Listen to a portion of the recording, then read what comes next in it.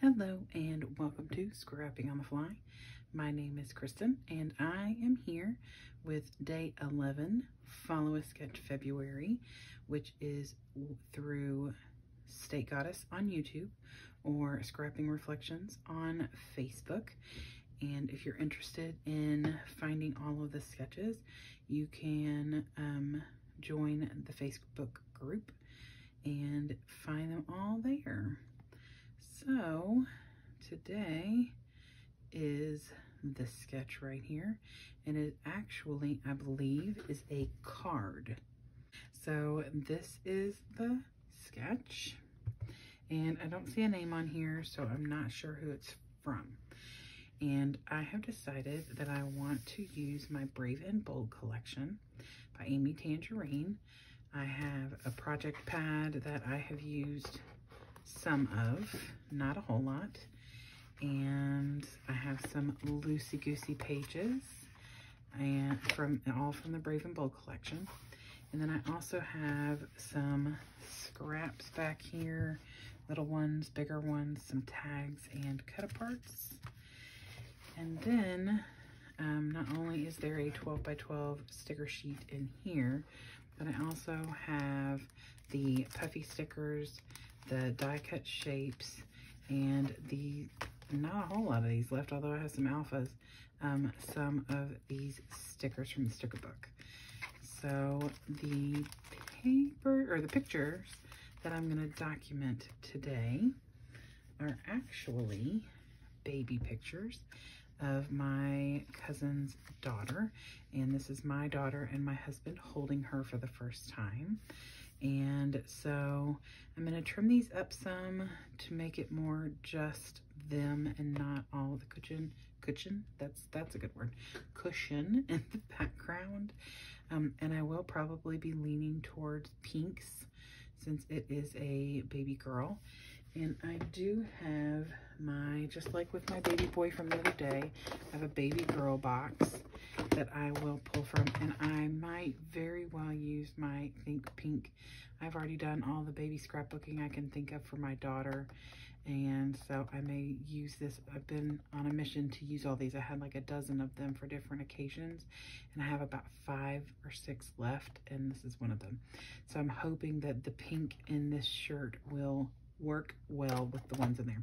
So then I just have a hodgepodge, and some of these are probably as old as my daughter, who just turned 20.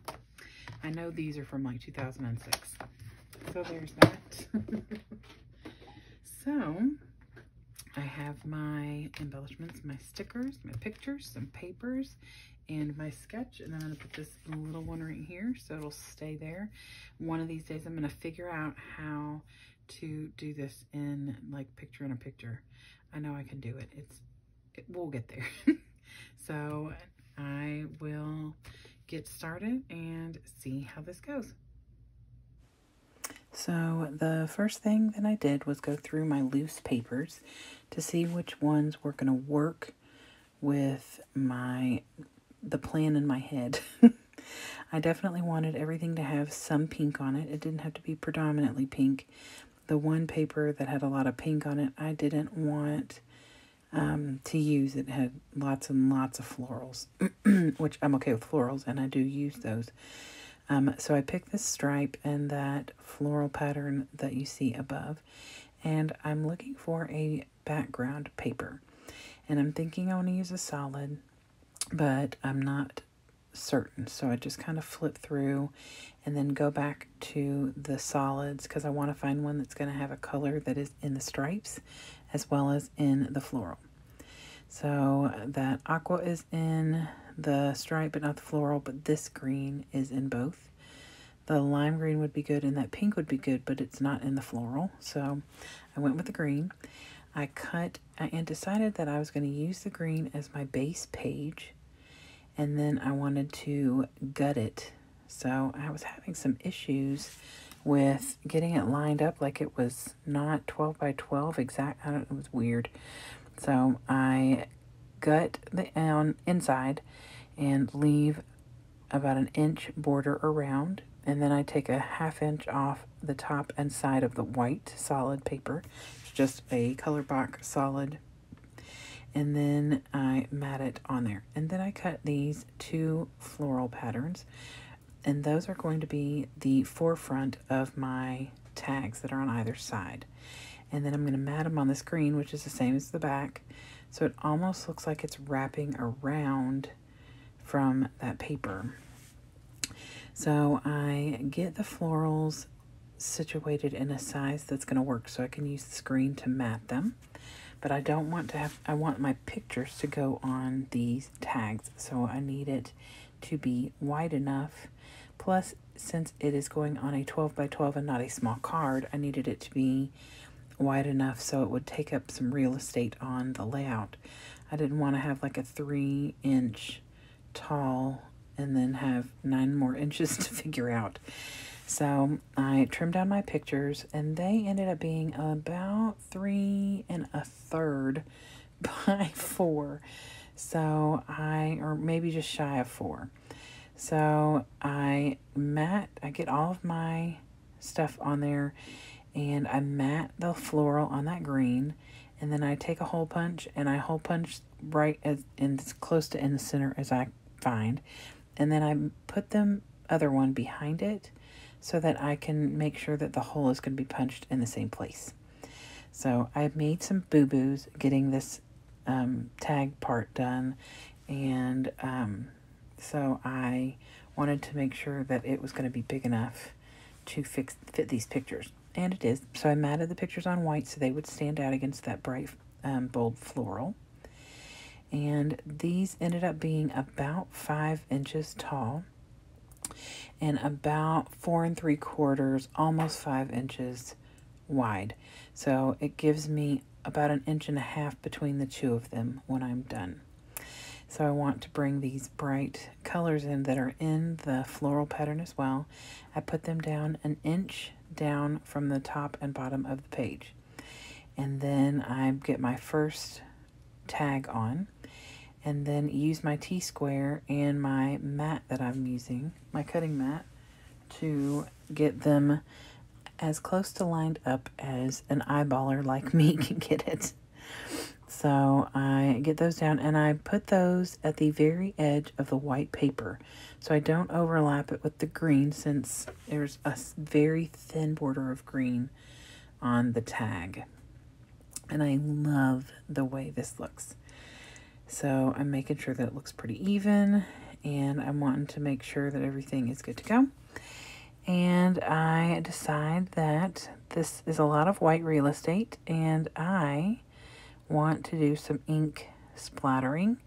So I get out my Tim Holtz Ranger inks, and I pick out the Abandoned Coral, Picked Raspberry, and I tap those around and get them kind of all over the place. And then I finish things off with Delusion Shimmer Spray by Ranger Black Marble, so it's shiny. And I don't put as much black as I do the pink, but I did want a little bit on there. So I go and dry that before I move on. I got my heating tool and dried it for the most part, and then did a little tapping to get some extra stuff off of there. And this is a Jollee shirt. I had bought these in, I think, 2006 or 2007 while my husband was deployed. And that's how I'm so certain of the years. And I got this like mystery container, and it had like 10 or 12 of these little shirts. I have one that was for a boy, I had one for football, I had one for Valentine's, birthdays, Thanksgiving, like a hodgepodge of all sorts. And I haven't used them because they're so cute. I don't ever want to use them, and I might need it another time. It's just one of those things. And I know that if you have been scrapbooking for any length of time, you probably understand. So I decide to pop the shirt up on foam because it stands out a little better is what I've noticed. So I put some foam on the back, and I tape, I put a little bit of double-sided tape on the hanger because it does come out of that shirt. And so I put a little double-sided tape around the bottom part of the hanger, and then I put it back in the shirt and kind of push it down so that it'll stick to the shirt so it doesn't fall out, because I don't glue it down. So I get some of this interesting thread. It's like 2 pieces of thread tied together with little patches of pinks and maybe a little red, but it's mostly pink. And I get it through there, and I am really proud of myself for getting a bow tied, because my hands do not work well with things like little itty bitty bows and things. Normally I tie them separately and then put them down, but this worked out for me. I was very happy. So I decided I really wanted to hang the shirt almost like it's hanging on a clothing line off of this tag, or off the little ribbon. So I get that on there, lift it up, and pull the double-sided tape that's on the back of this foam on the back, and then just kind of line it up a little so it is hanging down in the middle of the two. I love how this layout turned out, you all. I love it. Put a little Nouveau Deluxe down there so that the ribbon will stay where it is. And then I pull out my Brave and Bold collection ephemera and die cuts, and I just go through them to see what will work. And I pulled that little rainbow journaling thing, thought I might use that. Decided I'm pretty sure I'm going to use these pink florals, and I'm looking at the words and all the different things that are in here and trying to decide what I want to use, what's going to look good. I really only picked a couple, I think 3 things out of this ephemera kit, which is that little circle. I decided to use that instead of the big rectangle. I don't have a lot of journaling. This is just the first time that my husband and my daughter got to hold our new baby cousin, and that will be a simple little thing to write there. I pull this little pink tag that says wow, and I pulled out this beautiful mess, which is in this really gorgeous pink floral. And then before I put all that down, I go through and start looking through the sticker book to see if there's anything else in there that I want to use. I find a couple more flowers, and because these stickers are on clear, you could see through them, and I didn't want you to be able to see the splatters in behind, so I matte I find one individual flower and then a group of flowers, and I matte those on some paper that I actually had from scraps from the Amy Tangerine collection. And that's what those are right there upside down. I've double-side taped them. So I am going to put those down, and in this little beautiful mess that I'm going to put over here underneath the picture of Cheyenne and my husband. And I'm going to just kind of tuck that in a little. I don't want to cover too much of the tags because there's not a whole lot of that floral pattern hanging out. But it is really bold, so it's okay if it's just a little. And then I put that little circular tag, and I'm going to put the date on camera, but I'll later put on there something about it being the first time. I just want to verify some information first.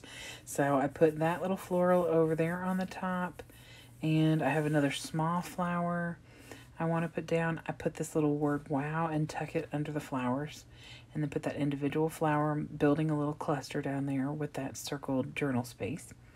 And then I get the little puffy stickers, and I started to put this little black floral one up there, but decided I didn't want it up there. I wanted to bring the floral pattern down a little bit more, so I put it down with the cluster with the journaling circle.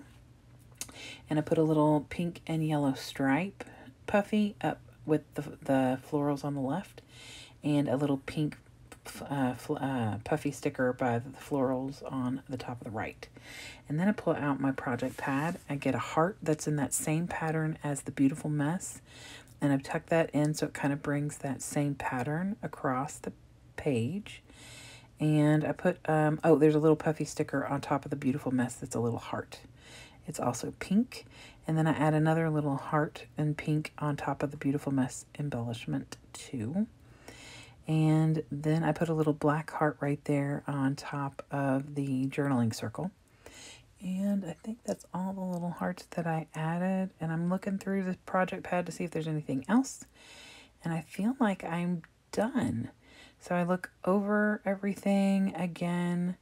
I want to make sure that I've got everything on there. I love this.